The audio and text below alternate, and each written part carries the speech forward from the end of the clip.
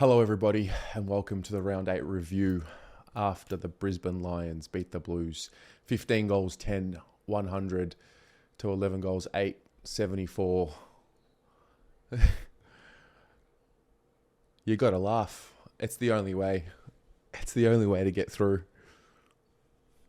That was yet again another devastating performance, a painful watch. Gosh.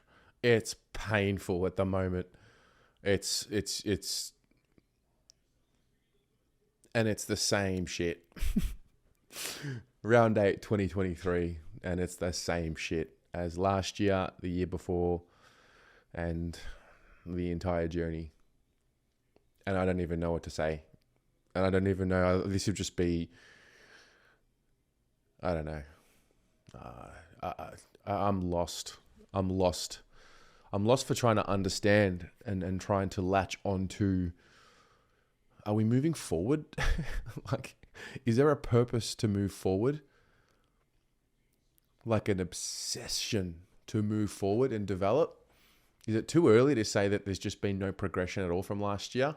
Is it just too early in the season? Or do we need to let the season play out? My take is that there needs to be a bit more urgency. It's round 8. And one thing I learnt from last year, and one thing I've learnt just from watching the game, like every game matters. All 4 points matter that are up for grabs. So, yeah, it's a rinse and repeat feeling. Come up against the top 4 side, and then it just looks like men against boys. I was really hopeful that last week, after beating the Eagles the way we did, I was hopeful that was an important key for unlocking just some confidence so the guys can see that what they do is working, and just to mentally visualize what it looks like when it works. And then literally within 5 minutes of the first quarter last night, I realized how different the pressure was from the opposition. And then straight away, panic handballs, uncertainty, poor execution, inability to handle the pressure, low footy IQ, making the wrong decision, or if it's the right decision, not executing the handball. What do you say? What do you say? Where we were slow, we were dumb with the way we moved the ball, and we just got punished. I thought the first quarter was okay, solid. I actually probably took a bit more out of the second quarter because of the way we just hung in there. I thought we were dominated in the second quarter, and I thought that we were just withstanding it. And, the game is a game of momentum swings, and our momentum swing will come. All these theories that come up, they just get quashed straight away. So that didn't happen. And then the third quarter comes around, and I'm telling you, mate, the slump back into the chair as I watched them go down. I literally, it was a tennis match. It was like, kick the ball, watch it come back twice as quick as what it went that way. Goal. It was repetitive. We kept trying to take the kick, that kick, couldn't execute on it, get punished, turnover, goal, Brisbane, rinse and repeat. It happened too many times to recount. And I think we got down by 41 points in the third, and I just froze and just sat there. And it's a weird,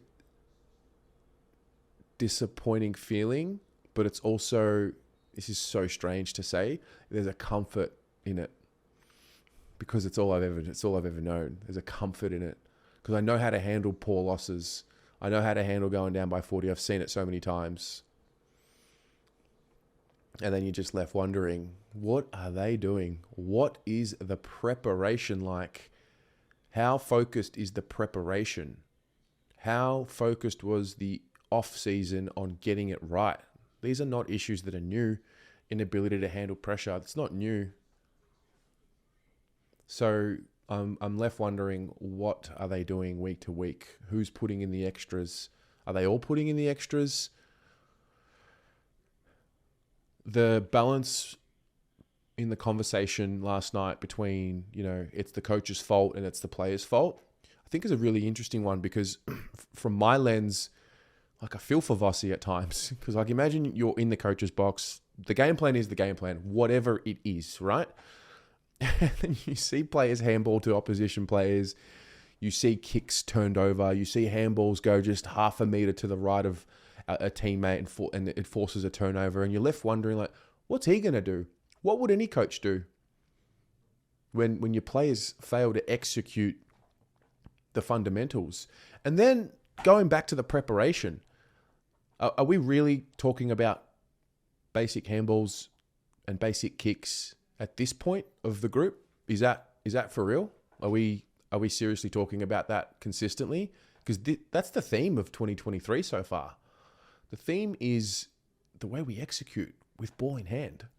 I think we bring a pretty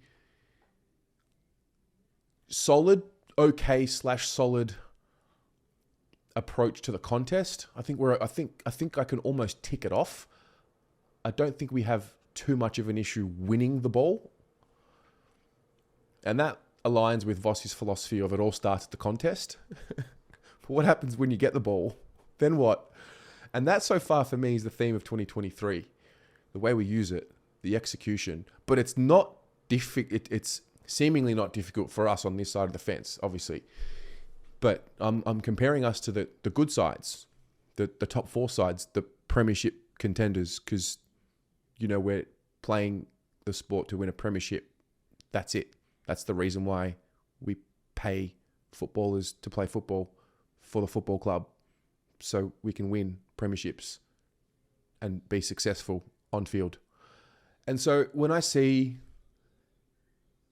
the same errors being made by senior players, or just anyone really, I'm just left wondering, what are they doing? Do we need to have a conversation around practicing skills at a professional level? We're in here talking about practice. I mean, listen, we're talking about practice. Not a game. We're talking about practice. And look, the element of pressure is there. And I've spoken about it a lot. The burden that the players carry, they feel it. Mate, if it's not wearing down the fans, if it's wearing down the fans, can you only imagine what it's doing to the players? Because they carry the burden. They carry the disappointment. They do so much during the week, on the field, off the field. They are walking billboards for all sorts of things. It takes a lot of energy for them to get up for the week. And so, look, as frustrated as I am with the players and the coaches and the club, like, there is a level of empathy, because I don't know what it's like to be in that situation. So I do want to make sure that there is that balanced approach to the way I speak about the game and the way I talk about this. But at the end of the day, it's just not good enough, mate. And it's I don't know. I saw one of the largest exits from a stadium by Carlton fans that haven't seen in a long time. There was a boy behind me. I was sitting on level 2. There was a boy behind me. It was his 14th birthday. He was devastated. And I can't remember exactly what he said, but he said something to the effect of, "Oh, it's my 14th birthday. Why are they doing this?" Or something like that. And he was really disappointed. I turned around to him, gave him a fist bump. And I thought about it. I'm like, do I tell him it's going to be okay? I'm like, no, I'm not going to lie to him. I'm not going to lie to him like everyone lied to me and told me it was going to be okay and it's going to turn. I told him, get used to it, mate. And then him and the family left 3/4 time off, or maybe just before the 4th quarter started. But I'm not exaggerating. I feel like at least 7,000 to 10,000 people might have left at 3/4 time. It was a mass exodus. And, what's going to happen? Nothing can be said that hasn't already been said. Nothing. We have covered this for 5 years. And then there's been a further 20 years of poor performances before that. But, we've covered this week to week for 5 years. I started this whole channel in the hope that 2018 would eventuate one day into a premiership or a successful side, and we'd ride the wave from the very bottom, from ground zero, all the way up. And I just find myself losing a little bit of hope each week that this team will win a premiership. And I just heard Brian Cook say, if we don't make the 8, it's not the end of the world, even though this might upset Carlton fans. I think language is very important right now. I think there is a reality as well that it's more than football. It's not just a football club anymore. Like it or not, it's not. It's not just a football club anymore. It's a lot more than a football club. It's garnered such a platform that it now has a responsibility to do good with it. But I feel like a conversation needs to be had around, especially with the players, a focus around football. We educate them a lot through the programs that we run, and they're fantastic. They really are. And I'm curious, and I want to ask the question, like, have we steered them away a little bit too much from football? Because that's the job. And if we have, then don't pay them as much. Spread out the salary cap a lot more. We don't need to be paying players close to $1 million when they consistently fail to execute the fundamentals. We don't need to pay them that much. We don't need to overhype them that much. I think we did an amazing, like we have so many wins off the field. We have consistent wins off the field. Membership records. The Carlton Respects Initiative is fantastic. It's an important cause, and it does good for the community, and it's a win for the club off field. But when I strip it back and I zoom out, there's just less of a focus and less of an obsession all around on winning a premiership and winning football games. And it's not the end of the world if we lose, which it's not, by the way. Perspective is important. There are a lot more important issues in the world than Carlton winning a premiership. So that's important to note.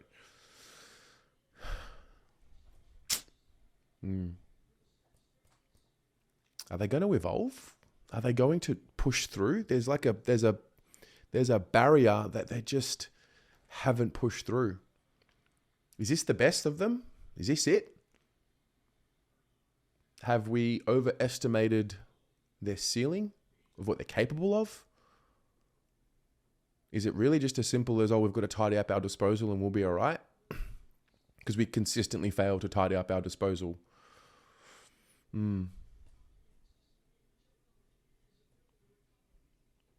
I'm left wondering, what's it all for? What is it all for? What is the purpose of it all? I guess we have each other. There was a period, I think it was in the 4th, Corey Durden kicks a goal and we're down 19. And I think I got even more mad because it just was, I felt like I was watching an Adelaide type performance. I really did. I felt like we were down by so much, which maybe that's a reason for optimism. Maybe there is a positive to take out of that it didn't blow out. And I know that a few weeks ago, we let it blow out to 10 goals. So maybe some credit needs to be given that we didn't let it blow out that much. But ultimately, that scoreboard flattered us. Yeah, it's one thing to win the ball, but it's another thing to turn the ball over the way that we do. And then at 3/4 time, we've conceded 11 goals, 6 from turnover. We just get punished. We're lacking confidence. We're lacking, I don't know, we're lacking a lot.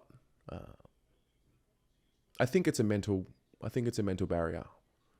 They can't be bad footballers. They can't be. They can't be this bad. It doesn't make sense. They're professionals. They've been doing this since they were like 14, 13, earlier. It just doesn't make sense. So I'm just going to write it out. I think the fan cams really helped last night, no doubt. I was very hot and animated at the start, and then by the end of it, you just got to let it out. Sometimes you just got to let it out. So well done to all of you that came onto the fan cams last night. I think there is something to take out from that. And the way we used to do the fan cams and the way that we do it now, it's becoming more controlled with the way that we express ourselves with our emotions. I think we've improved from when we started doing them.